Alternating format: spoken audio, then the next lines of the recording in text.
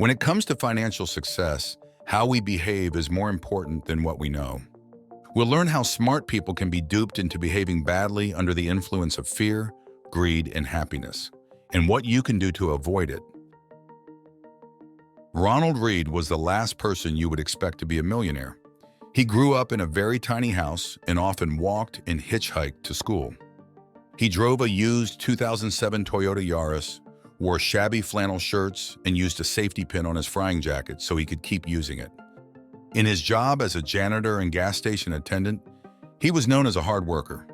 But friends and family never suspected he was building a multi-million-dollar fortune. When he died in June 2014, Read's will revealed an $8 million portfolio.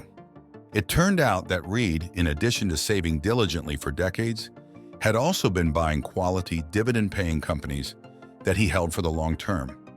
There's no doubt Read's investments were savvy, but his results are a testament to his patience more than anything else. The power of compounding is easy to overlook because we tend to think linearly. 8 plus 8 plus 8 is easier to process in our head than 8 times 8 times 8. So we grossly underestimate what compounding can do for us and its power to give us exponential growth. Warren Buffett famously said, "The biggest thing about making money is time. You don't have to be particularly smart, you just have to be patient." To demonstrate this in action, if I had a penny every time Warren Buffett is mentioned in a video about compounding, I'd have a shiny penny right now. What if we took that penny and doubled it every day for 30 days? For those familiar with this demonstration, we know that in 30 days we will have a whopping $5,368,709.12. If we look at this in a graph, it will look like nothing much is happening in the first 24 days. But from day 25 and on, it is astounding how fast this thing is snowballing exponentially. Although this is an extreme example, it shows us compounding's power and potential when earnings from an investment are reinvested to generate their own earnings. Extraordinary growth from compounding does not rely on earning big returns, like doubling a penny every day, but merely good returns sustained for the longest period. The good news is that this powerful tool is remarkably simple to use. The bad news is that it comes with a price. Imagine you are planning a cross-country road trip from New York to Los Angeles with the goal of stopping by all the major cities and landmarks to enjoy along the way. You are smart enough to plan, as best as you can, for every uncertainty you can think of, but are under no illusion that every single risk on this trip can be planned for and eliminated. Looking at your GPS, the path may seem obvious, but your journey could shift from enjoyable sunny rides to miserable stormy days, and everything in between. Each change comes with its own set of risks. However, we do understand that in order to enjoy the trip, the uncertainty and risk is the price we need to pay. And accepting that stormy weather when they do come is part of this experience. When it comes to investing, stormy weather is experienced as volatility, and they are unpleasant to endure. Accepting this unpleasant feeling is the emotional price we must pay in order to reap the benefits of long-term investing. It is tempting to escape this feeling and not pay the price. We try different things like trying to sell right before a dip or buy right before a boom, known as timing the market. A move that is hard to predict and almost impossible to get right twice. Once when you sell and a second time when you buy back in. This behavior only disrupts compounding and rarely equates to a perfectly timed move that makes a meaningful difference. The number one rule of compounding, according to investing legend Charlie Munger, is to never interrupt it unnecessarily. When viewed as a necessary admission fee for the ride, we recognize that successful investing comes with an emotional price, but it is a price worth paying for. Next, the highest dividend that money pays. Our unique view of the world, shaped by what we are exposed to during our most impressionable years, uncovers the root of many of our financial decisions. If you were born in 1970, the stock market boomed during your teens and 20s, and you are more likely to invest your money in stocks later in life compared to someone born in 1950 when stocks were bare during their impressionable teens and 20s. Where one sees a wealth generator, another sees a wealth incinerator, with each financial decision formed in its own unique world. Our financial worldview is just as diverse as how we each define happiness. with each version as unique as our individual fingerprint. But if there was a common denominator in happiness, it is that people want a sense of control over their lives. The ability to give you control over your time is money's greatest intrinsic value. To obtain bit by bit a level of independence and autonomy that comes from unspent assets that give you greater control over what you can do and when you can do it is priceless. But what happens when we use our wealth to buy bigger and better stuff is we've simultaneously given up more control over our time. And at best, those things cancel each other out. Control over your time and the ability to do what you want, when you want, with who you want, for as long as you want, is the highest dividend money pays. Up next, getting wealthy versus staying wealthy.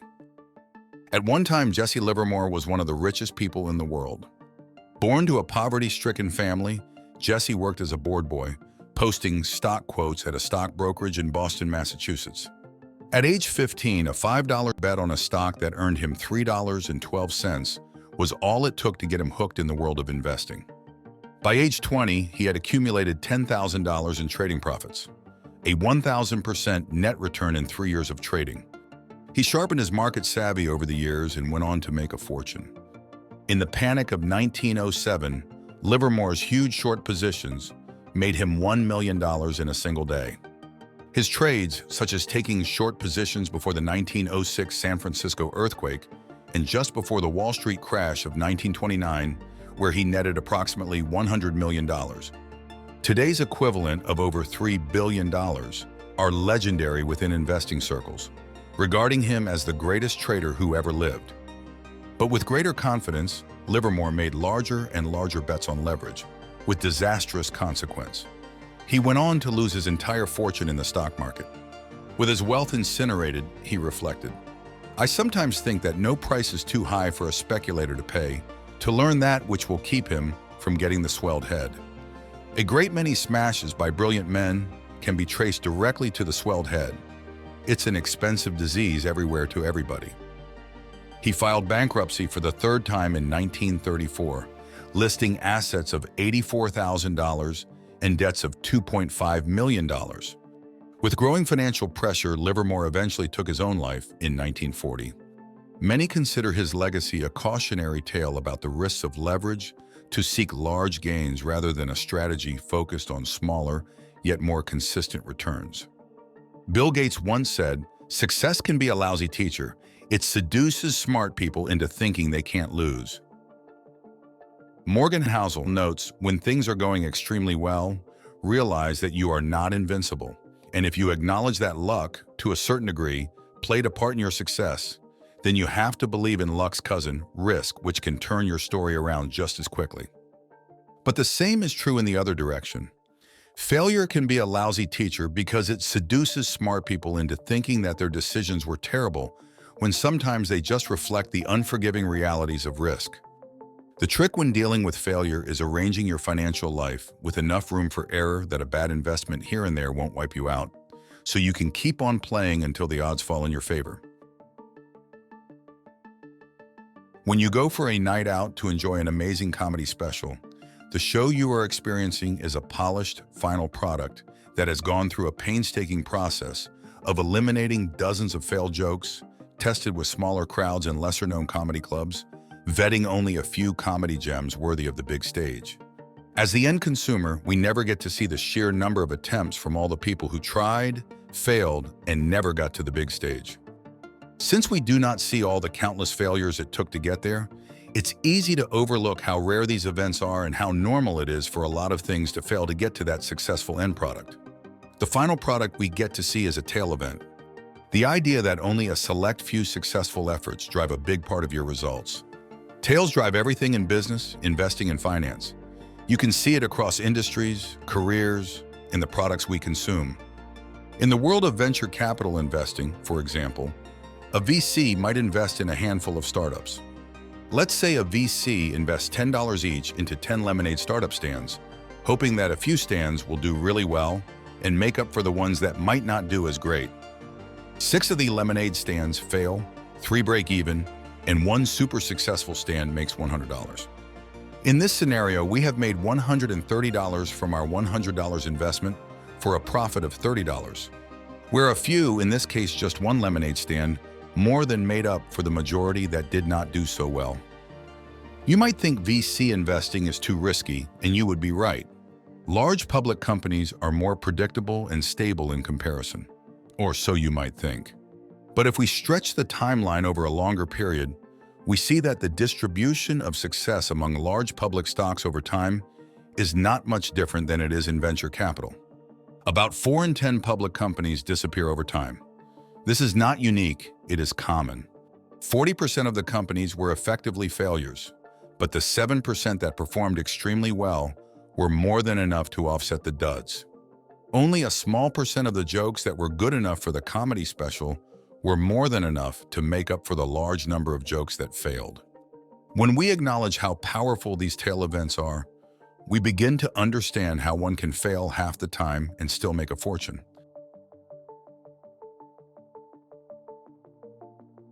These stories give a unique insight on our behavior under the influence of fear, greed, and personal history. How it drives even the smartest among us to make bad choices around money. And how luck and risk play a role in our financial life that teaches us the importance of having a margin of safety over things we can't control, so we can keep on playing until the magic of compounding, luck, and the tail of success cross paths in our favor. This video is inspired by The Psychology of Money by Morgan Housel. If you want more of this type of content, please let us know by subscribing so we know what to deliver.